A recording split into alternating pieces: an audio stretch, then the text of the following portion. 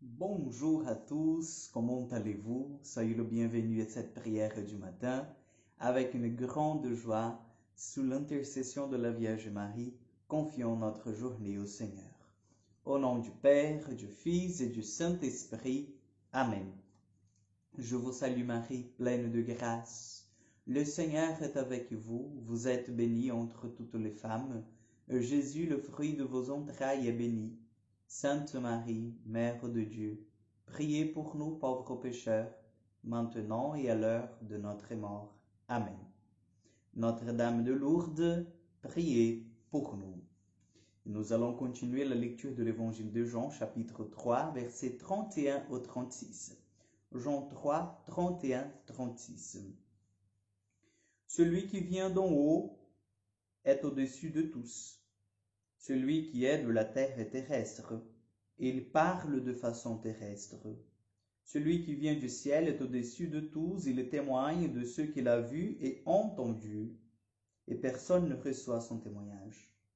Mais celui qui reçoit son témoignage certifie par là que Dieu est vrai. En effet, celui que Dieu a envoyé dit les paroles de Dieu, car Dieu lui donne l'Esprit sans mesure. Le Père aime le Fils et il a tout remis dans sa main. Celui qui croit au Fils a la vie éternelle. Celui qui refuse de croire le Fils ne verra pas la vie, mais la colère de Dieu demeure sur lui. Acclamons la parole de Dieu. En effet, celui que Dieu a envoyé dit des paroles de Dieu, car Dieu lui donne l'Esprit sans mesure. Jésus était l'envoyé du Père, celui qui avait l'Esprit sans mesure, c'est-à-dire celui qui était plein de l'Esprit Saint, qui était débordant de cet Esprit du Père. Et Jésus, en fait, avait cette autorité si grande, si on peut dire, que en le voyant, en croyant en lui, on croyait aussi au Père. Nous avons, chers frères et sœurs, là déjà une façon implicite, c'est vrai, mais d'affirmer la présence de la Trinité dans les Saintes Écritures.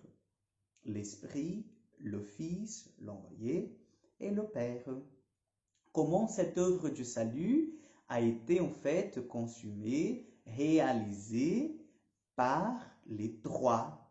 Même si c'était Jésus seulement qui est mort sur la croix, même si c'est l'Esprit en fait qui vient sanctifier les hommes, même si c'est le Père qui envoie son Fils, et l'Esprit qui est envoyé par le Père et le Fils, chacun a son rôle, la mission elle est faite de manière en fait conjointe. Donc les trois en fait travaillent pour notre salut, les trois travaillent pour le salut de l'humanité. Et c'est tellement sérieux cela parce que en rejetant un, nous rejetons les trois. Vous voyez? Donc nous ne pouvons pas dire oui, moi j'aime bien Jésus, mais je n'aime pas le Père et l'Esprit Saint. Ah, moi j'aime bien l'Esprit Saint, mais Jésus, le Père, non, non. En fait, la Trinité, elle est tellement unie. Ce sont trois personnes dans un seul Dieu qui nous donnent en fait la certitude que les trois travaillent ensemble pour notre salut, puisque les trois, ce sont Dieu lui-même. Donc nous croyons aux trois. Nous ne pouvons pas prendre qu'une seule personne de la Trinité. Une autre chose que j'aimerais bien attirer votre attention, c'était sur la dernière phrase de cet évangile. Celui qui refuse de croire le Fils ne verra pas la vie, mais la colère de Dieu demeure sur lui. Donc il est intéressant de savoir cela, parce que parfois nous pouvons en fait penser, est-ce que Dieu il peut se mettre en colère contre nous, nous détruire, vouloir notre mal? Est-ce que Dieu est possible en fait qu'il y ait en Dieu du bien et du mal en même temps? Non. Non, parce que Dieu n'est qu'amour. Il ne peut pas en fait nous souhaiter du mal, il ne peut pas en fait nous faire du mal. Mais il faut que nous sachions une chose. Une fois qu'on est loin de l'amour du Seigneur, on est exposé à toutes sortes de choses qui sont contre l'amour, donc la colère, nous sommes exposés en fait à la réalité du péché, c'est la violence, la mort, vous voyez?